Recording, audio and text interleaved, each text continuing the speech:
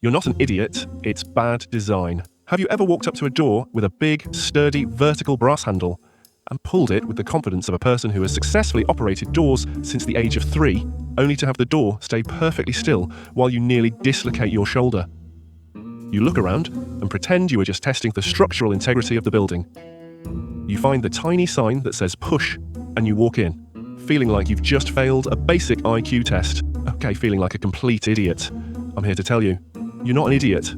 You've just encountered a Norman door. It's named after Don Norman, the design researcher who explained that if a door or any other everyday object feels like it requires a freaking manual to operate, then the fault is on the designer, not the user. The shape of an object should tell us what we can and cannot do with it. A flat door without handles, for instance, makes us assume we need to push it. A door with a handle asks us to pull it. And a hook, well, a hook is shaped to catch hold of things, right? So, because the designer who renovated my kitchen thought that these cute IKEA hook handles would look nice in my cabinets, my sweatshirt's pockets and sleeves now get caught on the drawers handles a million times over the course of cooking a meal. I guess my sweatshirt is the idiot here, right? But doors are just the gateway drug to a world of design-induced insanity. Take the classic stovetop in your kitchen, you have 4 burners arranged in a nice, logical square, right? But then the buttons don't say which controls which burner. Unbelievable.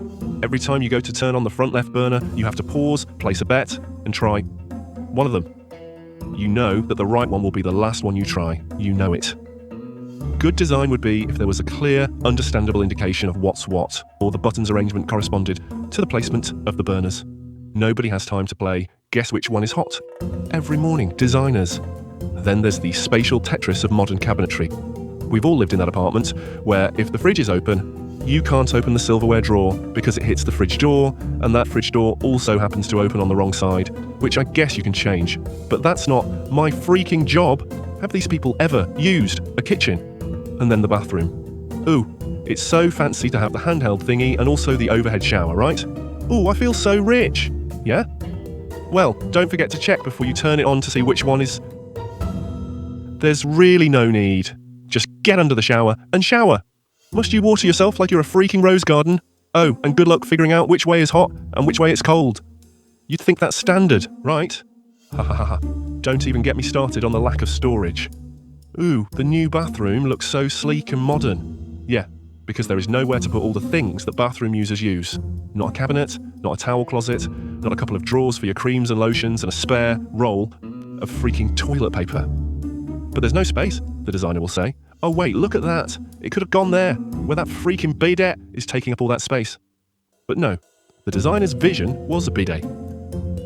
Look, you want a sparkly clean butt? Get one Japanese toilet and then a cabinet for the foot cream. Because you won't need space for TP anymore, I guess. Seriously. Oh, and the sinks that have one faucet for frigid cold and another one for boiling hot. I'm looking at you, UK. What? How does that even make sense? It's so bizarre that people have come up with categorically MacGyver-like ways to hack the taps to prevent going through the shock and very real danger of pouring water at those extreme temperatures on their hands and face. Is that our job too?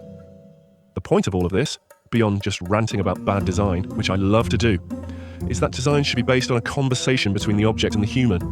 And right now, a lot of our objects are being total a-holes. When we encounter bad design, we tend to blame ourselves. We feel clumsy and stupid. Utterly stupid. We think, am I the problem? Am I the drama?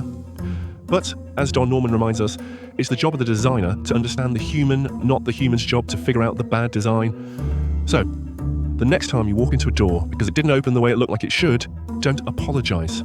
Stand tall. Look at that door in its cold, flat face and say, you are a failure of door design. And I'm going to tell cognitive science researcher and the guy who wrote the book The Design of Everyday Things and who's considered the father of UX design, Don Norman, about this. And then just open the door.